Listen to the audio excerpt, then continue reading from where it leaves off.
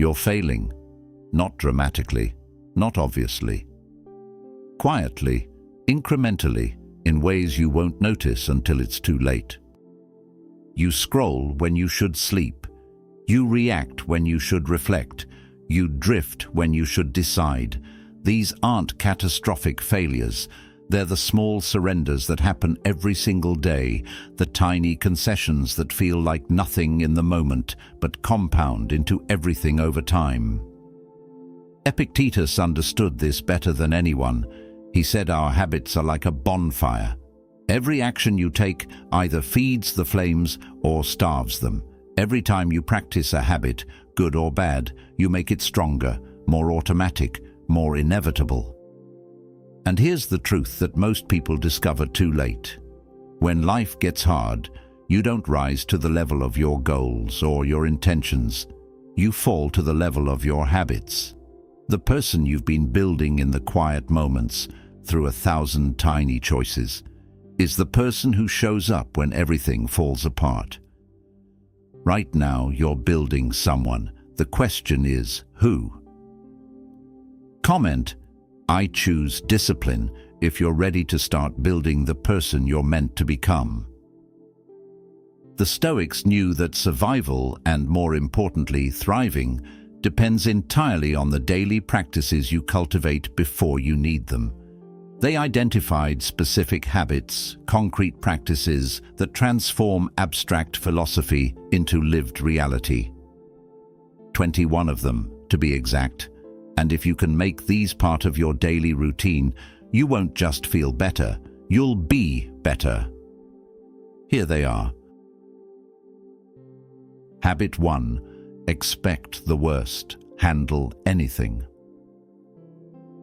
Marcus Aurelius wrote, "When you wake up in the morning, tell yourself, the people I deal with today will be meddling, ungrateful, arrogant, dishonest, jealous, and surly." This wasn't pessimism. This was battlefield preparation from a man who governed an empire while fighting wars on multiple fronts. He knew that unprepared optimism is fragile, but prepared realism is unshakable. Before you check your phone, before you dive into the chaos, spend 2 minutes mentally rehearsing potential challenges. Your meeting might go badly, your project might hit unexpected obstacles, traffic might be terrible, someone you trust might disappoint you, your carefully laid plans might completely fall apart. By anticipating adversity, you remove its power to derail you emotionally. You're not hoping for problems or manifesting negativity. You're armoring yourself against surprise. When difficulty arrives, and it will, you'll recognize it as exactly what you prepared for, not as some catastrophic deviation from how life is supposed to be. You'll think, here's that thing I knew might happen, instead of, why is this happening to me? This single practice transforms you from a victim of circumstance into a prepared practitioner. The Stoics weren't naive about human nature or the unpredictability of life. They were prepared for it, which made them nearly impossible to knock off balance. Habit 2. Ask, who am I today? The Stoics made a crucial distinction that most people miss. The difference between goals and intentions, between externals and internals, between what you control and what you don't. You can't control whether your presentation succeeds, whether your client says yes, whether your work gets recognized, but you can absolutely control whether you show up prepared, present, and with integrity. Each morning before the world fills your head with its demands, ask yourself one question. What kind of person do I want to be today? Not what you want to achieve or acquire, but how you want to show up. Patient with your kids, even when they're testing you. Focused during work, even when distractions swirl. Kind to strangers, even when you're stressed. Honest in your dealings, even when lying would be easier. This single question transforms your entire day from a series of reactions into a deliberate practice. You're not just surviving the day, You're using it as an opportunity to build character. Every interaction becomes a chance to practice your chosen virtue. Every challenge becomes a chance to prove to yourself that you can be who you intend to be, regardless of circumstances. Epictetus taught that the chief task in life is separating what you control from what you don't. Your intention, the person you choose to be, is entirely within your control. Everything else is just scenery. Habit 3. Take a cold shower. Seneca was one of the wealthiest men in Rome, yet he regularly slept on a hard floor, wore cheap clothes, and ate simple food. Not because he was poor or ascetic, but because he wanted to prove to himself that he could handle it. He wanted to know with absolute certainty that if fortune reversed and he lost everything, he would be fine. He wrote, "Set aside a certain number of days, during which you shall be content with the scantiest and cheapest fare, with coarse and rough dress, saying to yourself the while, 'Is this the condition that I feared?'" The modern version: take a cold shower. Skip your morning coffee once a week. Walk instead of drive when it's inconvenient.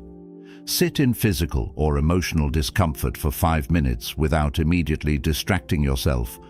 Fast for a day, sleep on the floor, wear your least comfortable shoes.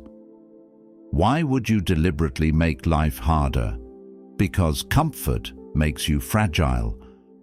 When you require specific conditions to feel okay, your particular coffee, your preferred temperature, your exact routine, you become a slave to circumstance. You're constantly anxious about losing what you need to feel comfortable.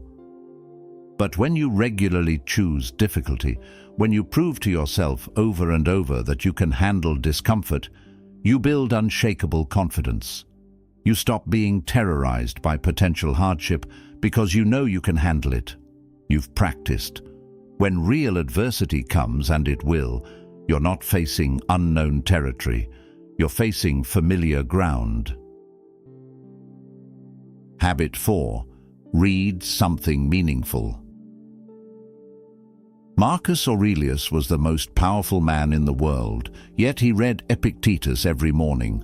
Not to learn something new, he'd internalized the philosophy years earlier. He read to remember what he already knew. Because wisdom leaks, you forget what matters. The noise of the world drowns out the signal of truth. Spend 5 minutes every morning reading something that elevates you. Stoic philosophy, biographies of people you admire, poetry that moves you, essays that challenge your thinking, books on psychology, history, strategy, or virtue. The specific content matters less than the practice of filling your mind with substance before the world fills it with noise. Think of it like tuning an instrument. You might be a skilled musician, but if your guitar is out of tune, you'll play poorly. This daily reading tunes you back to the right frequency. It reminds you of what's possible, what's important, what's true. It gives you perspective before you're drowning in the urgent and trivial. This isn't about becoming an intellectual or accumulating facts to impress people. It's about protecting your mind from the default setting of modern life: distraction, reactivity, shallow consumption. It's about starting your day anchored to depth instead of drifting into superficiality.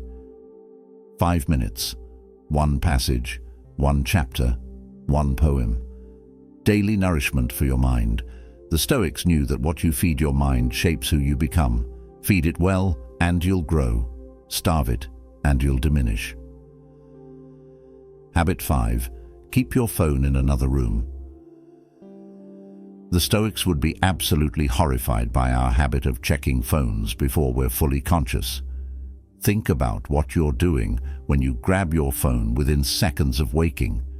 You're immediately handing control of your attention, and therefore your day, to algorithms designed to manipulate you and other people's agendas. Epictetus taught that the chief task in life is separating what you control from what you don't. Your attention is the one resource you absolutely control, the foundation of everything. Yet most people give it away before they even get out of bed. Start your day by controlling your attention. No phone for the first hour after waking. None. Instead, reflection, reading, movement, preparation. Use that hour to build yourself before the world tries to consume you. This single habit might be the hardest one on this list, which tells you exactly how addicted we've become and exactly how necessary it is. When you reclaim your morning from digital chaos, you reclaim yourself. You prove that you're not enslaved to dopamine hits. You create space for intention instead of reaction. You start the day as the author of your experience instead of the victim of everyone else's content. The world can wait 1 hour for your attention. You cannot wait any longer to reclaim it. Habit 6. Ask, can I control this? This is the absolute foundation of Stoic practice, the exercise everything else builds upon. Constantly throughout your day, ask yourself, is this within my control? Your effort, yes. Your preparation, yes. Your attitude, yes. Your response, yes. Your integrity, yes. Other people's opinions of you, no. The outcome of your work, no. The traffic, no. The economy, no. Whether people like you, no. What happened in the past, no. Stop wasting emotional energy on externals. The Stoics weren't being cold or detached. They were being strategic.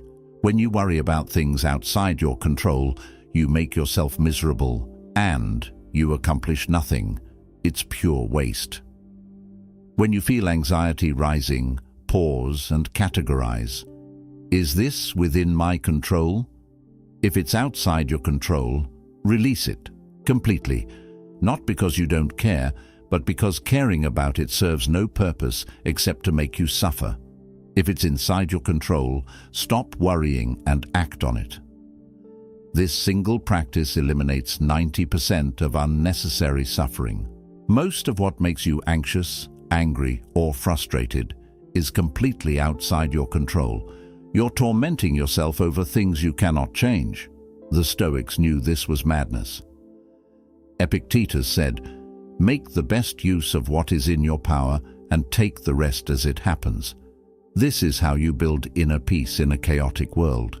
Not by controlling everything, but by controlling only what you can, yourself, and accepting everything else with equanimity. Habit 7. Find the lesson in every problem. The impediment to action advances action. What stands in the way becomes the way. This wasn't Marcus Aurelius being clever with words. This was his daily practice as he faced civil wars, plagues, betrayals, and constant military threats. Every obstacle you face is a disguised opportunity to practice virtue. Stuck in traffic? Here's your chance to practice patience instead of rage. Facing criticism? Here's your opportunity to practice humility and openness instead of defensiveness. Lost your job? Here's your chance to practice resilience and creativity. Someone betrayed you? Here's your moment to practice forgiveness and wisdom. You wanted to become stronger? Here's your gym. You wanted to build patience? Here's your practice ground. You wanted to develop wisdom? Here's your classroom. Stop asking why difficult things are happening to you. Start asking what they're teaching you and what virtue they're inviting you to practice. The Stoics knew that comfortable circumstances don't build character, challenges do. Fire refines gold, pressure creates diamonds, obstacles forge strength. This isn't toxic positivity or pretending bad things are good. It's recognizing that you can extract value and growth from anything if you choose to. Your perspective is the only thing between obstacle and opportunity. Change the lens, change the outcome. Habit 8. Imagine losing what you have. Once daily, imagine losing what you have. Your health gone, your relationships ended, your possessions destroyed, your life finished. Not to be morbid or to manifest negativity, but to cultivate two crucial states: gratitude for what remains and preparation for what's inevitable. The Stoics called this premeditation of evils, and it's radically liberating. When you regularly contemplate loss, several transformations occur. First, you stop taking things for granted. Your ordinary Tuesday becomes precious. Your working body becomes a miracle. Your loved ones become irreplaceable treasures instead of expected fixtures. Second, you hold things more lightly. You appreciate what you have without clinging to it desperately. You enjoy without attachment. You love without possession. Third, when loss actually comes, and it will, because impermanence is the only permanence, you're not blindsided. You're prepared. You've already done the mental work. Marcus Aurelius wrote, "You could leave life right now.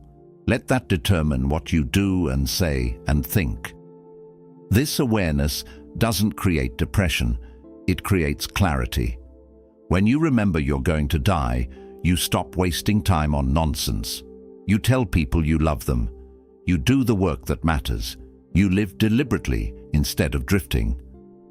Death isn't morbid to the Stoics, it's clarifying. It burns away the trivial and reveals what actually matters. Practice remembering it daily. Habit 9. Take 3 deep breaths first. Between stimulus and response, there's a space. In that space lies all your power, all your freedom, all your dignity. The Stoics practiced the pause obsessively because they understood that your first reaction is rarely your best reaction. Someone insults you. Pause. Something goes wrong. Pause. You feel anger rising. Pause. You want to fire off that email? Pause. Take 3 deep breaths. Create even 5 seconds of space. Then ask yourself, what would the wise version of me do here? What response would I be proud of tomorrow? This micro-habit prevents 90% of the things you'll regret. Your first reaction is conditioning, trauma response, evolutionary programming. It's the scared or angry animal inside you. Your second reaction, after the pause, is choice. It's the human being, the rational agent, the person you're trying to become. Seneca wrote that we suffer more in imagination than in reality. Most of the time, our instant reactions make situations worse. The pause gives you the chance to respond instead of react, to choose instead of being controlled, to be free instead of enslaved. You cannot control what happens to you. You can absolutely control the space between what happens and how you respond. Guard that space like your life depends on it. It does. Habit 10. Put your phone face down. Seneca wrote, "It is not that we have a short time to live, but that we waste a lot of it. Life is long enough, and a sufficiently generous amount has been given to us for the highest achievements, if it were all well invested." Where is your attention right now? If you're honest, it's probably scattered across apps, anxieties, and trivialities. Your attention is your life. Where it goes, you go. What you give it to expands. When you squander attention, you squander existence itself. Practice bringing your attention back to what matters. During conversations, be fully there, not planning your response or checking your phone, actually listening. During work, do one thing completely instead of 10 things poorly. During meals, taste your food instead of scrolling. When with your kids, be with your kids, not with your email. The Stoics knew that attention is the most valuable resource you possess. Guard it like a treasure. Protect it like a fortress. Choose deliberately where to invest it.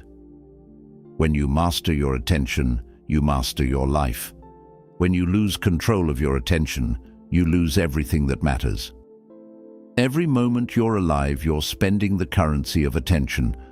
Spend it on things worthy of your finite existence. Habit 11. Text someone who challenges you.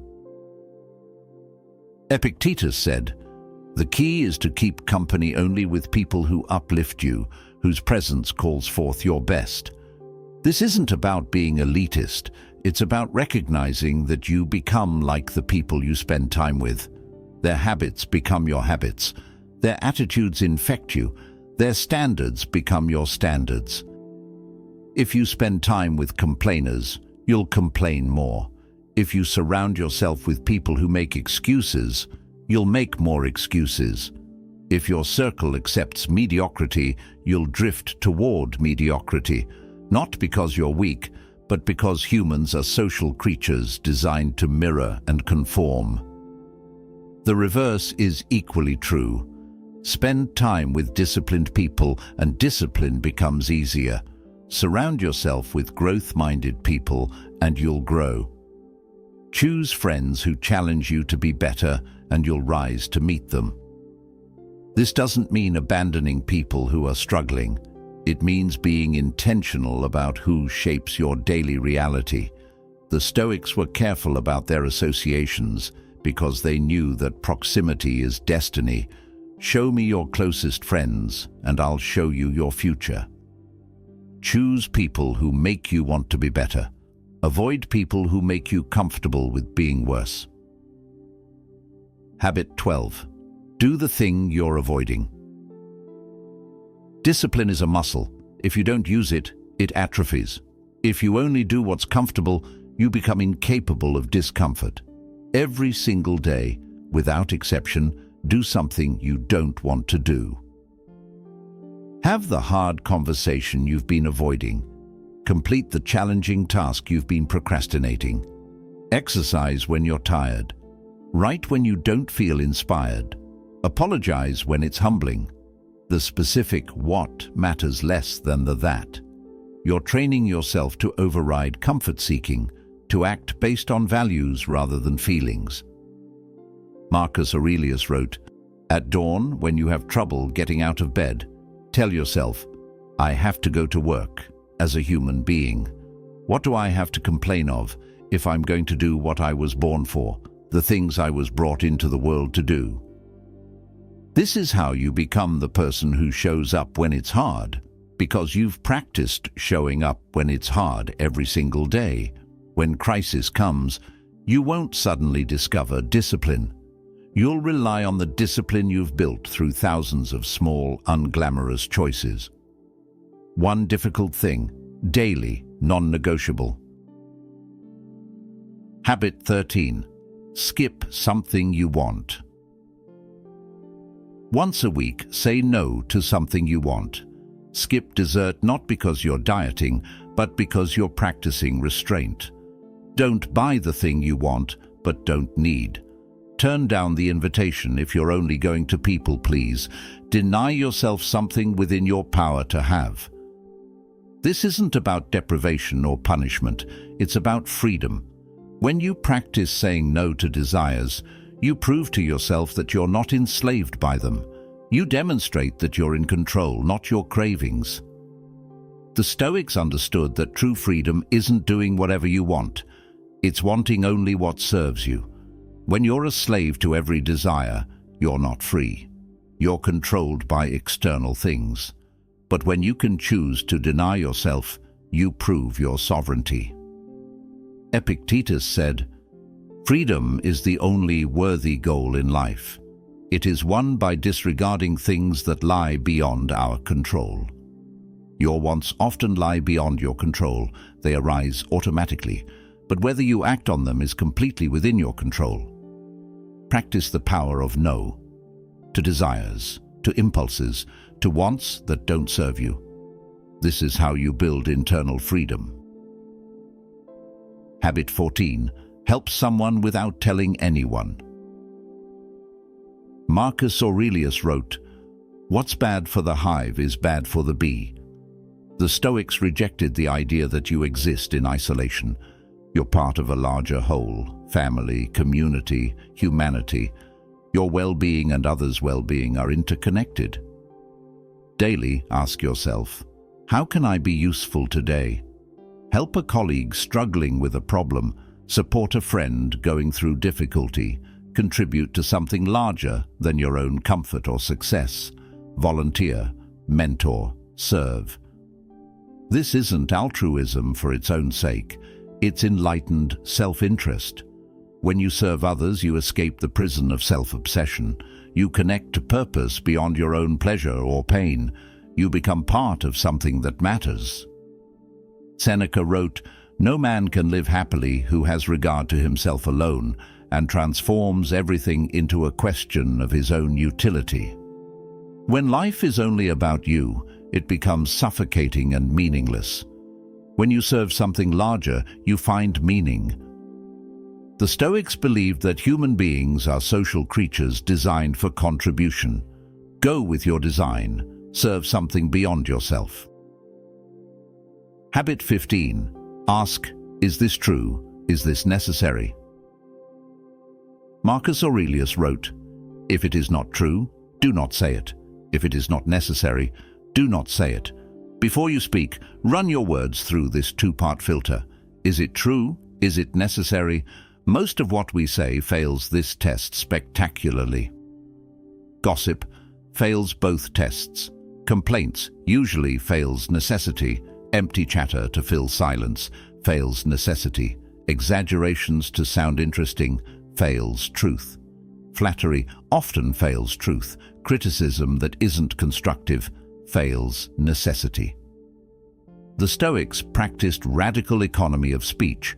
When you speak less, your words carry more weight. When you speak only truth, you build unshakable integrity, both with others and with yourself. When you speak only what's necessary, you reclaim enormous energy currently wasted on verbal noise. This doesn't mean being cold or silent. It means being intentional. Speak to connect. Speak to help. Speak to share truth. Don't speak to fill space, to seem smart, to tear others down, or to avoid discomfort with silence. Your words shape reality, both internal and external. Use them like the powerful tools they are, not like cheap currency you can throw around carelessly. Habit 16. Do what you said you'd do. Every time you tell yourself you'll do something and then don't, you train yourself not to trust yourself. Every broken commitment, especially the private ones nobody else sees, erodes self-respect. If you say you'll exercise and then don't, you're not just missing a workout.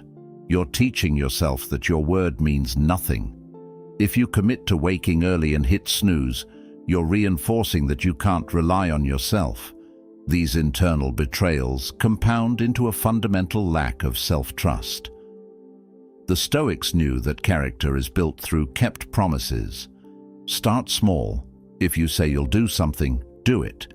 If you can't commit fully, don't agree.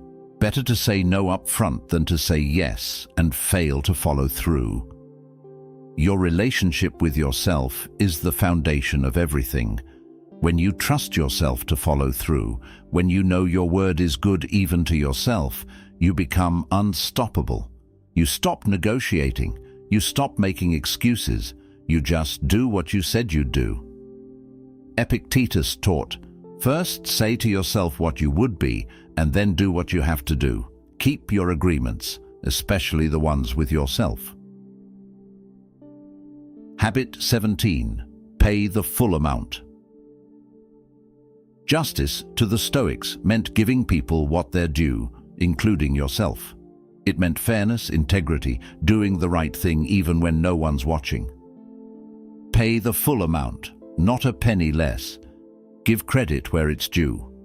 Apologize when you're wrong. Don't take what isn't yours, including praise for work you didn't do or success you didn't earn. Return what you borrow. Honor your commitments. Be fair in your dealings. These seem like small things, trivial moments that don't matter. But the Stoics knew that character isn't built in dramatic moments.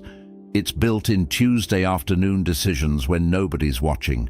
The person who cheats on small things will cheat on big things.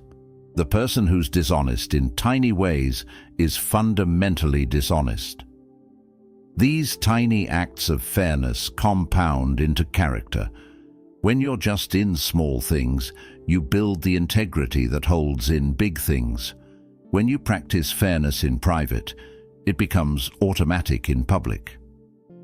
Marcus Aurelius governed an empire, but he obsessed over whether he was being fair to individual people. That's not because he was weak. It's because he understood that justice in small moments builds the character that can handle large responsibilities. Be fair, be honest, give people their due. This is how you become someone worthy of your own respect. Habit 18. Ask 3 questions before bed. Seneca wrote, "I will keep constant watch over myself and, most usefully, will put each day up for review. For this is what makes us evil, that none of us looks back upon our own lives." Before sleep, review your day with complete honesty. What did you do well? Where did you fall short? What could you improve tomorrow? This isn't about guilt or self-flagellation. It's about extracting wisdom from experience. Most people just live day after day without ever examining whether they're getting better or just getting older. They repeat the same mistakes endlessly because they never pause to learn from them. The evening review transforms experience into wisdom. 3 questions, 5 minutes. What did I do right today? Acknowledge your wins. Reinforce good habits. Build on strengths. What did I do wrong? Face your failures honestly. No excuses, no blame, just truth. What could I do better tomorrow? Turn insight into action. Make tomorrow's plan. This practice creates a feedback loop of continuous improvement. You're not just living, you're learning. You're not just aging, you're growing. 5 minutes of reflection creates more growth than hours of mindless repetition. The unexamined day is wasted. Examine yours. Habit 19. Text "I forgive you," even if you don't send it. The Stoics knew that resentment is poison you drink, hoping someone else will die. Holding on to anger, grudges, or shame doesn't hurt the people you're angry at. It destroys you from the inside. Before bed, release the day's grievances. Someone wronged you? They're either ignorant of what's right or suffering themselves. Forgive them. You made mistakes? You're human and learning. Forgive yourself. The person who cut you off in traffic, the colleague who took credit, the friend who disappointed you. Let it go. This doesn't mean accepting abuse or avoiding accountability. It means refusing to carry today's weight into tomorrow. Marcus Aurelius wrote, "The best revenge is to be unlike him who performed the injury." Don't become bitter. Don't become vengeful. Don't let someone else's wrong action turn you into someone worse. Forgive others because they're doing the best they can with what they know, even when their best is terrible. Forgive yourself because growth requires trying, and trying requires risking failure. Tomorrow is a new opportunity to practice better. Don't poison it with today's resentment. Release. Forgive. Sleep in peace. Habit 20. Name 3 things you're grateful for. Epictetus taught, "He is a wise man who does not grieve for the things which he has not, but rejoices for those which he has." Before sleep, name 3 specific things you're grateful for. Not grand things necessarily, ordinary things. Your breath moving in and out without conscious effort. Your bed. Clean water, a kind word someone offered, the fact that you're alive, that meal you ate, that conversation you had. This practice rewires your brain from scarcity to abundance, from focus on what's missing to appreciation for what's present. When you end each day with gratitude, you train your mind to notice blessings instead of only problems. The Stoics weren't naive about suffering or difficulty, but they knew that gratitude is a choice, a practice, a discipline. You can find things to appreciate in any circumstance if you look for them, and what you look for, you find more of. Gratitude isn't about pretending everything is perfect. It's about acknowledging that even in imperfection, there are things worth appreciating. It's about recognizing that you have enough, that this moment, exactly as it is, contains gifts. Sleep grateful, wake generous. Habit 21. Lay out tomorrow's clothes tonight. The Stoics knew that willpower is finite and motivation is unreliable. Don't rely on morning willpower or tomorrow's motivation. Create tonight's systems that make good choices inevitable. Lay out your workout clothes. Prepare your healthy breakfast. Write tomorrow's 3 priorities. Put your book on your pillow and your phone in another room. Remove friction from good habits and add friction to bad ones. You're not just planning. You're building the environment that makes tomorrow's best self the default option. When the alarm goes off and you see your workout clothes, you don't have to summon motivation. You just get dressed. When your phone is in another room, you can't mindlessly grab it. Epictetus said, "First say to yourself what you would be, and then do what you have to do." Tonight, prepare the environment for who you want to be tomorrow. Make the right choice the easy choice. This is the final habit for a reason. It creates a bridge from today to tomorrow, from reflection to action, from intention to reality. You've examined your day, forgiven and released, felt gratitude. Now prepare to do it all again, slightly better. The bonfire doesn't build itself, but if you prepare the wood, striking the match tomorrow becomes simple. Here's what happens when you practice these 21 habits every day. Nothing dramatic, at least not immediately. The first week, you'll still make mistakes. You'll practice the pause and still react poorly. You'll prepare for adversity and still get frustrated. This is where most people quit. But somewhere around week 3, you notice something. You pause before reacting when you would have exploded. You feel genuinely grateful instead of numb. You do the hard thing without the usual resistance. By month 3, the habits aren't hard anymore. They're just who you are. The morning routine feels natural. The evening review feels necessary. You've built new neural pathways. You've become someone new. By month 6, other people notice. You're calmer, more focused, more reliable. In crisis, where others panic, you assess. Where others complain, you act. This is the compound effect. Small actions, repeated daily, create exponential transformation. Epictetus was right. The bonfire grows or dies based on what you feed it. Every day, every moment, you're adding fuel to something. Pick one habit, light one match. Start today. The bonfire is waiting.